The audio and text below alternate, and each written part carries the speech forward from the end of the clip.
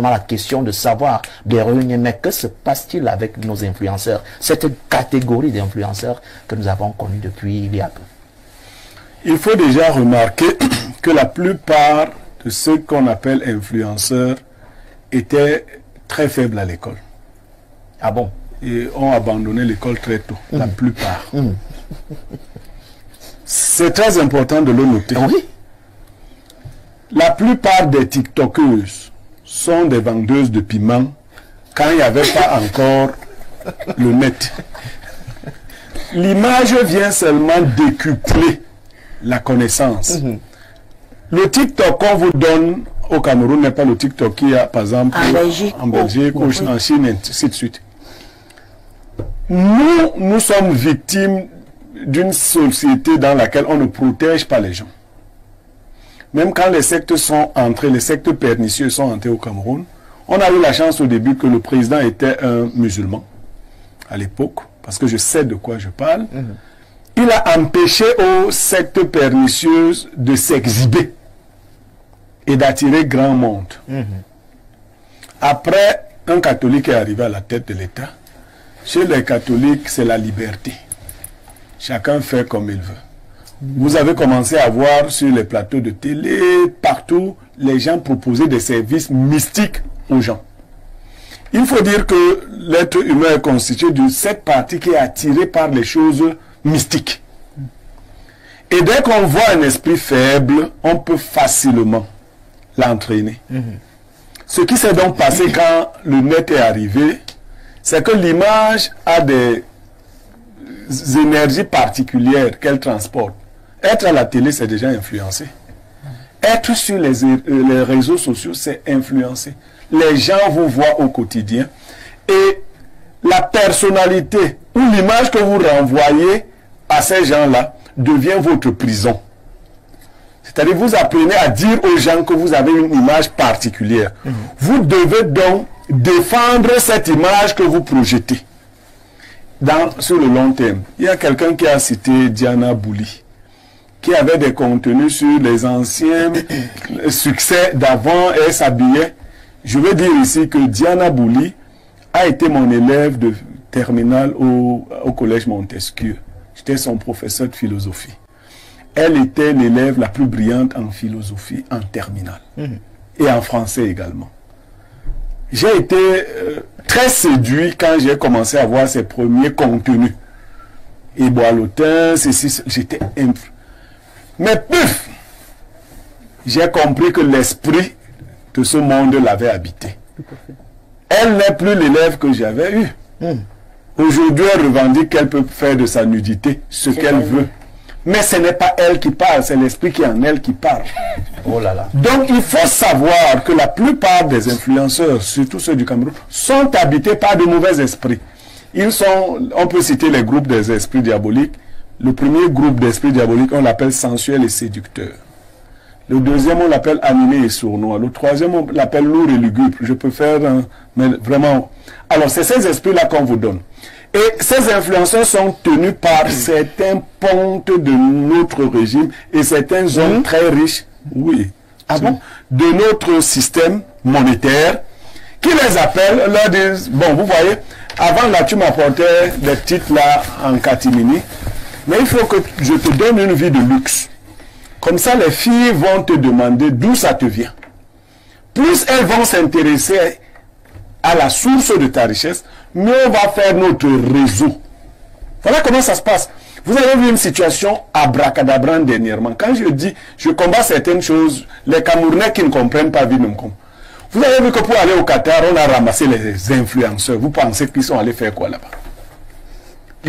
C'est-à-dire les gens qui ne savent parler ni français ni anglais, ils peuvent rien dire d'intéressant.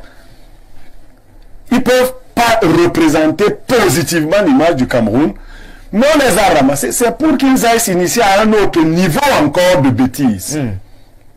Dans un pays qui est particulièrement fermé. Mais vous savez que là où il y a une hyper concentration de personnes, mais également là où on donne l'impression que les lois sont très rigides. On nous a fait comprendre que les influenceurs qu'on a menés au Qatar, c'était pour aller vendre l'image du Cameroun. Ben, vous voyez bien qu'on mentait. On mentait. C'est ce qu'on nous a On a ramassé des gens Et revenu de là, et comme les jeunes disent sur les réseaux sociaux, ils ont débloqué un nouveau niveau. Un autre niveau. Vous voyez, on vous a révélé qu'il y avait à Dubaï le porte-à-porte. Mais comment vous imaginez qu'à un moment donné, presque tous les jeunes Camerounaises allaient à Dubaï? Vous n'avez pas fait attention? Les mêmes destinations. Ils allaient à Dubaï se filmer. Alors, vous connaissez M. Dampoulou? C'est l'homme le plus riche d'Afrique centrale. D'Afrique noire francophone. C'est l'homme le plus riche. On a aperçu rarement ses vidéos. Ah oui. Il a dit une fois dans une vidéo que l'argent c'est comme les oiseaux, ça n'aime pas le bruit. Quand ça entend le bruit, ça part. Mais comment vous imaginez que les gens qui prétendent avoir de l'argent parlent d'argent? Pour tous les mystiques qui les voient. Il y a une là, on me dit qu'elle a mis les gens, elle dit que son loyer c'est 1 million de francs. Alors, logiquement, qu'est-ce qu'on fait avec un loyer? Si on est capable donc de se construire une maison et dans la discrétion. Mais on affiche, on dit je loue une maison d'1 million et on note ses dépenses. À l'école, elle était parmi les dernières de la classe. C'est-à-dire que c'est la fille là à qui on donnait le bulletin en catimini. Parce qu'on ne voulait pas lire sa moyenne. Aujourd'hui, ses camarades le savent.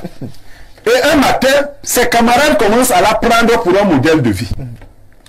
J'ai dit ce matin sur un post d'un monsieur qui disait comment condamner quelqu'un qui travaille s'il a une voiture de 28 millions. Non, ce n'est pas le fait d'avoir une voiture de 28 millions, c'est la cadence et la célérité avec laquelle on a ces biens-là. Son frère Cabrel, qui est dans la glace aujourd'hui, nous a présenté il y a quelque temps une belle voiture, n'est-ce pas? Oui. C'est dans cette belle voiture qu'il est mort, n'est-ce pas? Moi, je veux honorer les morts, mais je veux sauver surtout les vivants. Nous, un Bamileke, est-ce qu'il avait vu d'autres Bamileke se vanter quand ils ont acheté les voitures? 46 millions. Pourquoi vous voulez... Les Bamileke qui ont acheté les voitures avant Cabrel, les vrais Bamileke qui avaient beaucoup d'argent, vous avez vu qu'une seule personne venir montrer que voici ma voiture de tant nombre de millions? Moi, j'ai jamais... Le nouveau monde, je ne le comprends pas. Pourquoi vous cachez? Mais c'est quelle histoire? Vous savez seulement que la sorcellerie la plus primaire au village, dès que tu commences à construire, on veut te tuer. Mais comment vous pouvez imaginer que tu peux afficher de manière ostentatoire les biens et les gens ne cherchent pas à te faire du mal? Puisque nous vivons dans un environnement de pauvreté. Moi, je vais vous dire que même les membres de ma famille ne connaissent pas mes biens. C'est normal. C'est même indiqué. Mais comment ça se fait que les gens qui n'ont même rien, parce que ces gars n'ont rien, c'est du bling bling. Quand la vérité sort, vous vous rendez compte que c'est des locataires ici. Parlons de l'humour, parlons de la comédie. On a connu les grands comédiens dans ce pays, non? De tous les temps. Jean-Michel Cancan. Jean-Michel Cancan, Defke Moktoy, et Cindy Midnia. C'est gars avec l'argent. Vous voulez me dire que vos tintins là, ils produisent quoi? Pour qu'en si peu de temps, on les utilise pour attirer les âmes faibles. Et mon message, c'est pour les vivants, les jeunes gens. Rapprochez-vous des gens qui ont bâti leur fortune escalier après escalier et qui le font dans la discrétion pure. Ils pourront peut-être vous donner certains secrets de la vie. Parce que l'argent, là, ça tue. D'accord. L'argent tue. Vous savez, Maléa Mamoni, c'est ce que les doigts là disent, les conseils de l'argent. Les conseils de l'argent, c'est lève-toi, pars, donne, saute, monte. Mais c'est les conseils de la mort. J'ai souvent vu les jeunes gens, vous arrivez dans un snack, vous voyez un groupe de jeunes gens qui habitent tous chez leurs parents, en train de commander des ruinards en grande quantité. Oui. Mais ils sont là aussi dans les véhicules de leurs parents, les véhicules des enfants, des bobos. J'appelle souvent ça les cimetières. Donc, ils viennent avec leur cimetière, ils gardent devant les snacks, et ils emportent les jeunes filles qui aiment le luxe, c'est-à-dire les jeunes filles qui doivent mourir en fait. Parce qu'il y a des gens nés pour être vendus. Les sacrifiés. C'est-à-dire, elle se lève un soir, elle va s'asseoir dans un snack, elle commence à boire un faux Fanta pour qu'un enfant de bobo arrive et la mettre dans le cimetière qu'il a apporté, le caveau familial, qu'il a apporté en appelant voiture, pour aller la tuer quelque part. Vous pouvez échapper quelquefois, mais on vous suce progressivement. En fait, d'autres jeunes filles qui se contentent, comme vraiment je suis choqué, vous sortez avec un homme qui vous... vous avez des relations amicales avec un homme qui n'entretient même pas de relations sexuelles avec vous, mais qui vous donne beaucoup d'argent. Vous pensez qu'il vous donne cet argent pour rien? Vous pensez qu'il a un arbre qui produit de l'argent? En fait, il vous fait manger la part qui vous revient dans ce qu'il va prendre. C'est votre part qu'il vous donne. Et donc, vous pouvez dire que vous payez l'école de 14 millions à votre enfant, c'est-à-dire une folle. Hier, vous étiez une petite fille de quartier difficile qu'on a récupérée parce qu'elle avait un joli visage. On vous a mis dans les ADC pour être... Qu'est-ce qu'elle était là-bas? Donc, l'école vous avait dépassé, tout vous avait dépassé. On vous a mis là-bas.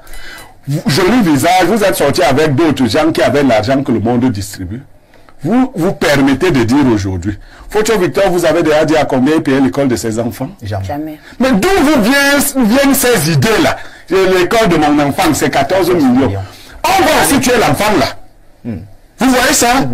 Donc si ton enfant lui paye l'école de 14 millions, alors que nous ne nous en sortons pas avec l'école de 200 000, il faut que l'enfant là disparaisse. Et vous voyez, ces enfants qu'ils sont allés ramasser dans les sectes et autres, ils vous les affichent tout. Oh, vraiment, son enfant est terrible. Il y a une autre là, elle était avec le diamant. Ils sont allés prendre les enfants dans le secte. Elle était avec le diamantaire. Maintenant, la tête toc-toc, elle comprend plus rien. Et les jeunes ne s'arrêtent toujours pas pour demander que...